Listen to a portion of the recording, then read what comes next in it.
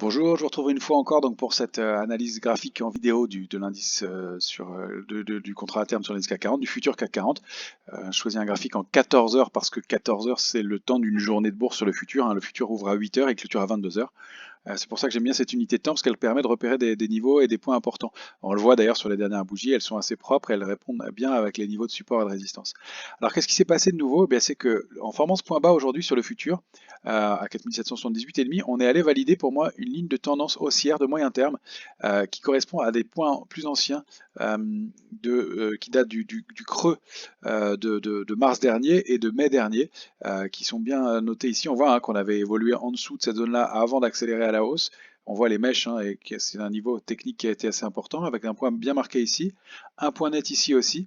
Là, ça l'est moins, mais c'est le choix du graphique en 14 heures, il est plus net en hebdomadaire, et puis l'appui aussi aujourd'hui. Donc pour moi, ça valide cette ligne de tendance, qui est bon signe, puisqu'on sortirait donc de cette zone de congestion latérale, et en tout cas, c'est un point d'appui et une ligne de tendance qui remonte, qui veut dire qu'on peut remonter les niveaux d'alerte, que j'ai donc remonté pour la séance de demain à 4784 points, donc c'est une bonne avancée. Je conserve pour l'instant l'alerte de moyen terme à 4646, parce que c'est un point qui est quand même assez frais, il faut qu'on s'en éloigne et qu'on prenne un peu de marge. Et puis l'alerte intraday, elle remonte à 4846,5, parce que vous allez voir après, pour moi il y a une 4838, 4846, parce qu'il y a une petite figure de retournement haussière qui est peut-être en train de se mettre en place. Alors, ce qui est intéressant de voir, c'est que depuis le début de la semaine, on s'est articulé autour de cette ligne violette, qui est donc la ligne le bas du canal haussier dont je vous ai parlé plusieurs fois. Alors là, je vais dézoomer largement, je vais me remettre en graphique mensuel pour qu'on le retrouve bien. Vous voyez, c'est cette ligne de tendance haussière au sein de laquelle et au-delà de laquelle l'indice CAC 40 a évolué de 2011, septembre 2011, en s'appuyant plusieurs fois dessus, on le voit nettement, et même en 2018 et 2019. Plusieurs fois et qu'on n'arrive pas à franchir, sur laquelle on bute depuis un certain moment. Et là, on s'y est réattaqué depuis le début de la semaine et on voit qu'on n'y arrive pas, on bute autour. Et c'est sous ce niveau-là qu'il y a eu un échec. Donc c'est pour ça que je l'appelais le pivot de la semaine. C'est peut-être pas le pivot parce que le pivot, c'est plutôt ce qui correspond à un point autour duquel on va s'articuler. Pour la semaine, on est plutôt en dessous, donc c'est quand même assez neutre à baissier tant qu'on est en dessous. Pour l'instant, voilà, on a préservé ces niveaux-là, mais cette réaction d'aujourd'hui est intéressante. Et donc, on voit que ça va être le niveau à franchir qui va être important. Donc, 4962 points, selon qu'on arrive à s'installer au-dessus ou pas. Et pour l'instant, c'est de là où sont nés les échecs. Alors, en zoomant un peu plus, et ça c'est intéressant, on va se mettre en 1 heure. Et on va voir qu'on trouve un petit triangle symétrique qui s'est formé. Donc chaque bougie représente 1 heure de cotation ici. Donc c'est vraiment du zoom, hein. Vous retrouvez vos niveaux 4900, 4800 ici, 800, 812. Et depuis mercredi, on évolue donc sous cette petite ligne de tendance baissière et au-delà de cette petite ligne de tendance haussière. Elles sont valides toutes les deux parce qu'on a bien 1, 2, 3 points en haut, 1, 2, 3 points en bas.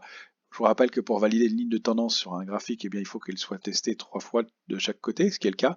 Et puis on constate que le marché l'a bien identifié puisqu'on est sorti au-dessus, on a fait une petite accélération haussière et on a même formé pour l'instant un petit pullback. Alors c'est un niveau qui peut être intéressant à travailler pour demain matin tant qu'on est au-dessus de ce niveau-là. On va voir comment ça ouvre et à quel niveau on peut le prendre. Mais tant qu'on est au-dessus de cette petite oblique, eh bien, on a des chances de pouvoir profiter d'une accélération haussière et donc de pouvoir monter un petit peu. Alors comment est-ce qu'on va déterminer notre cible graphique sur ce dessin? Eh bien, on va prendre la taille du triangle au moment de sa base, donc du point le point le plus bas. Donc là, je vais me positionner ici, par exemple, qui est le début pour moi du graphique, et on va aller chercher l'équivalent en haut et dupliquer cette hauteur. Donc par rapport au point de sortie. On voit ici, je vais le mettre plus épais, qu'il soit plus lisible. Voilà. Donc on a dupliqué la taille du triangle d'ici et on la reproduit vers le haut, c'est ce qui va nous permettre d'avoir un objectif minimal. Alors, ce sont toujours des objectifs minimaux.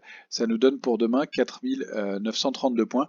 On se souvient qu'il y a un niveau important à 4937. Je l'ai enlevé aussi du graphique pour que ce soit plus lisible, mais il y a une résistance importante à 4937. Donc, voilà, il y a, tant qu'on est au-dessus de cette zone 4838, 4846, donc la médiane du triangle, ce qu'on qu'on appelle, par rapport à la pointe, ce qu'on appelle l'apex du triangle, la pointe.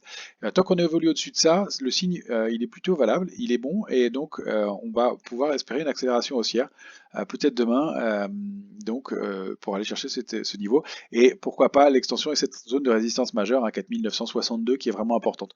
Donc il y a un ratio risque-rendement intéressant tant qu'on peut rentrer au-delà de cette oblique, et tant qu'on casse pas la médiane du triangle, donc 4838, 4846, pour aller chercher ces extensions.